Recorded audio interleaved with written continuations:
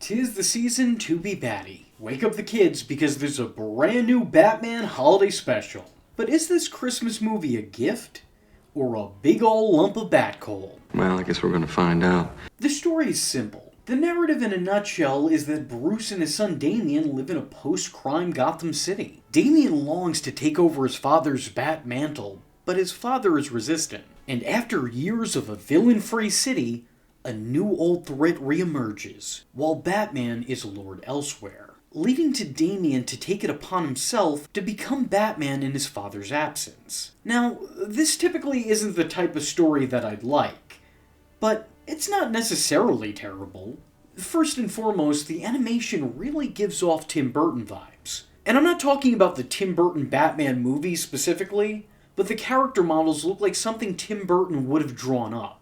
Like it looks like his concept art before another artist comes in and spruces it up. And as insulting as that may sound, that's not me trying to throw shade. I think the style is charming and gives the cartoon its own unique presence. In terms of tone, it's very lighthearted and sweet. It's a campy cartoon that's great for younger audiences. But while I think the movie is cute on its own, it's certainly not accurate. Now, I'm not inept.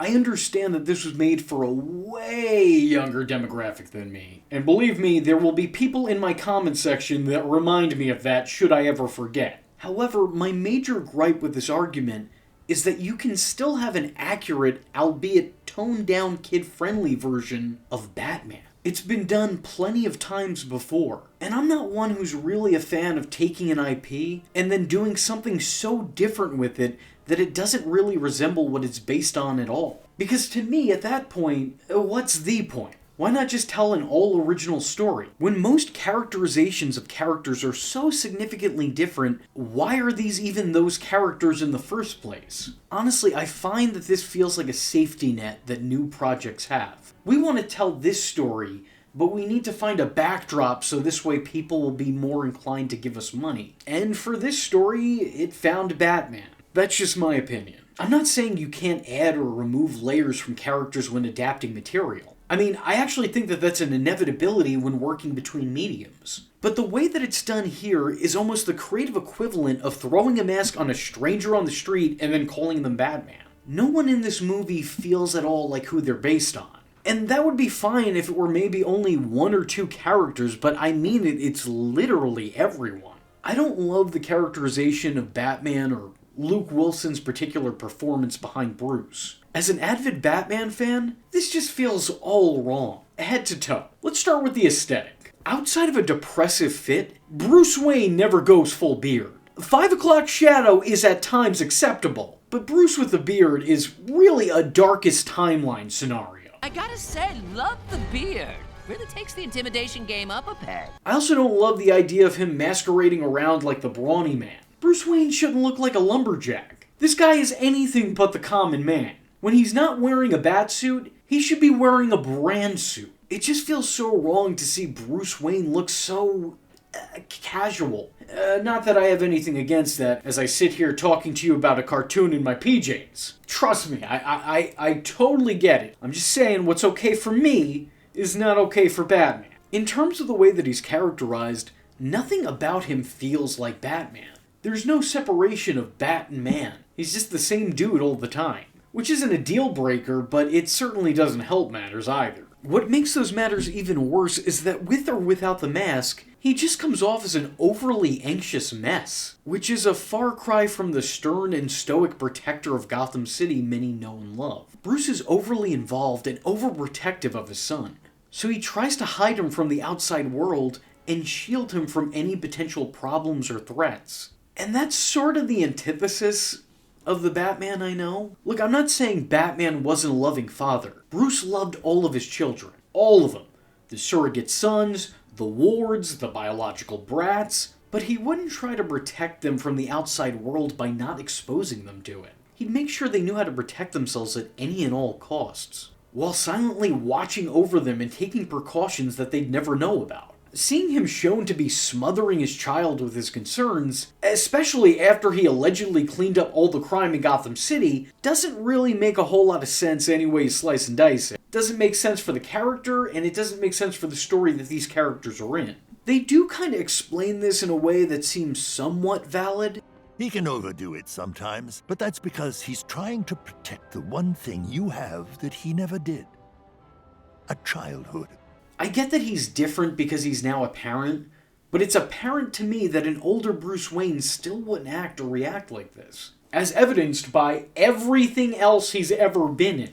Equally different is the depiction of Damian, though I have much less of a problem with this. I know he's really off the mark here, but I kind of assumed going into this, out of all the characters that would be in this, he'd probably be the most tampered with. Just because I don't know if following around a broody bat brat was gonna fly in a lighthearted Christmas movie. I was kinda expecting the change to juxtapose the two. But as this Batman isn't the Batman we know, it feels a little bit less justified changing Damian to the extent that they did. Though, regardless, I can understand why they would for this type of story. Here, Damian isn't a born warrior, he's just a kid. But like the Damian from the comics, he believes being Batman is his birthright. Just now, he's less aggressive and abrasive about it. Here, he's shown to be a child desperate to walk in his father's footsteps, infatuated with his dad's legacy. So much so that he dresses up as his idol in his private time and plays pretend. Or trains, depending on who you're asking. Damian is still shown to be very resourceful. He's wise beyond his years, but he definitely acts his age. His intellect doesn't line up to his experience. So, in a way, he himself is one of the challenges he has to overcome. Alfred is adorably oblivious to just about everything around him, which, once again, is a far cry from the actual character. Alfred was almost as keen of an observer as the boy that he brought up. I guess you could factor age into the equation, but even then it still feels off from the source. Out of all the characters, I have to say I feel exceptionally disappointed with this movie's main threats. I'm not a huge fan of any of these designs. Poison Ivy looks like a very festive lunch lady days away from retirement. The Penguin is literally driving around on a scooter and has some incapabilities in his elder years. The Joker looks like Heath Ledger's Joker if he was a character on Real Monsters. I get that these characters are older, but their aging up of antagonists feels so inconsistent. The Joker and Batman both seem like they're in their late 30s, early 40s. But then you have Ivy and Penguin who look like they're in their late 60s. I don't know how this adds up, but the math isn't mathing. The characters' characterizations don't fare much better either. The characters' characterizations don't fare much better than their aesthetic. There's very little to say about any of these parts because they're all so vague and nondescript. I don't believe any of them are terrible, but none of them are particularly memorable. Which actually might be worse. None of them wind up making an impression. And I love most of these voice actors, but they just feel wasted or miscast in the parts that they're in. David Hornsby plays the Joker, and it is the most basic and bland version of the character I've ever seen. If I'd seen this movie prior to making my Worst Jokers video, I'm very sad to say that David Hornsby would have made that list. There are times where I almost like it, but those moments are short and in passing, and never get past almost. Joker had a nice dinner with all of his friends. I'm not your friend. Bane is just shown to be a brainless brute with very little to say, even less to understand. Well said, Bane. Poison Ivy feels pointless. She barely has anything to do, though seeing her powers on Christmas trees was at least somewhat interesting. It's not a visual that I'm particularly used to, and I think if used correctly, you could tell a real haunting holiday story with this character.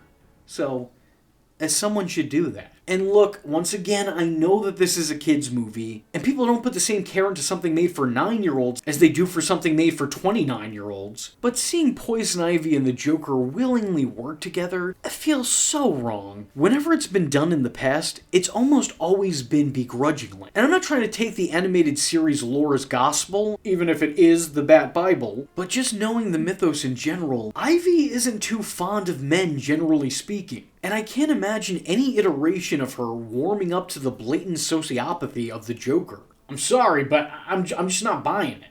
I think the most enjoyment I got out of this movie was either when it was depicting the Gotham of the past, showing imagery that feels much more familiar to Batman fans than anything in the actual narrative, or when the movie took its playful jabs at prior Batman outings. That ice skates? What, skates? Well, that's just silly. Kapow! It's a bit saggy. Well, that one just leaves nothing to the imagination.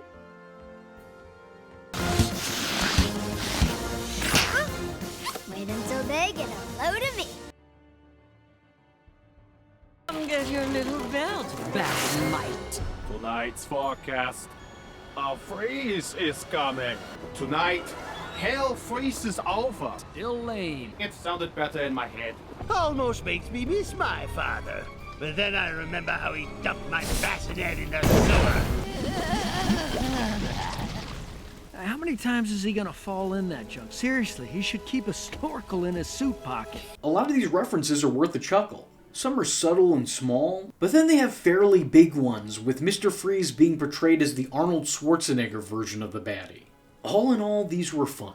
But as I said with my Gotham Knights video, that doesn't really make for an ideal viewing experience. The highlight of a project shouldn't be references to other projects. There are also some references that feel clever until you really think about them in terms of the world that they're a part of. Like naming the cat Selina is a cute wink and nod to fans, but when you think about it, Bruce naming a cat after his ex is a kind of strange behavior. Still, there's plenty of things I enjoyed about the movie. There's an entire section of it that really just comes across as animated Home Alone set in Gotham City. And to be honest with you, I don't hate it. It's fitting for the type of story that they're trying to tell, and it leads to some fun action scenes along the way. Actually, I think this could have been made into a movie all on its own. I also like the idea of Joker referring to himself as Damian's uncle. I think that is right up the character's alley. For a guy who's forced a connection to the most famous crime fighter, attaching himself to his life and making it his own life's work to break or otherwise corrupt him. Even in this movie, he seems insistent that he and Batman are friends. So to me, this is a small stroke of genius. Ultimately, I think Merry Little Batman is a sweet story about being a parent and learning to let go. Learning to let your kid learn their own lessons and fight their own battles.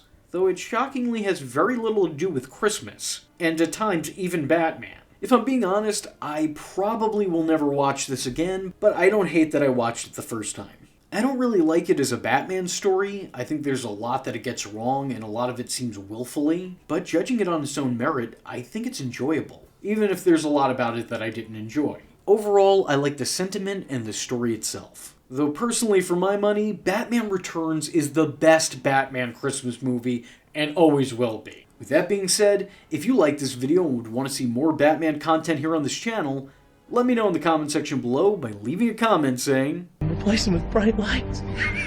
Like Christmas. I am vengeance. I am the night. And that was V Infuso. Just remember, if you're not tuning in, then you're missing out.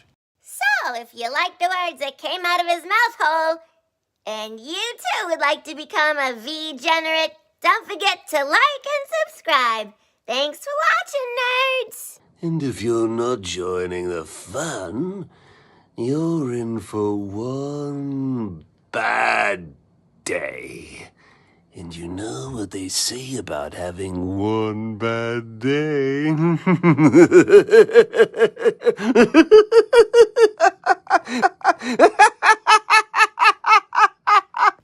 Catch him next time. Same bat time. Same bat channel.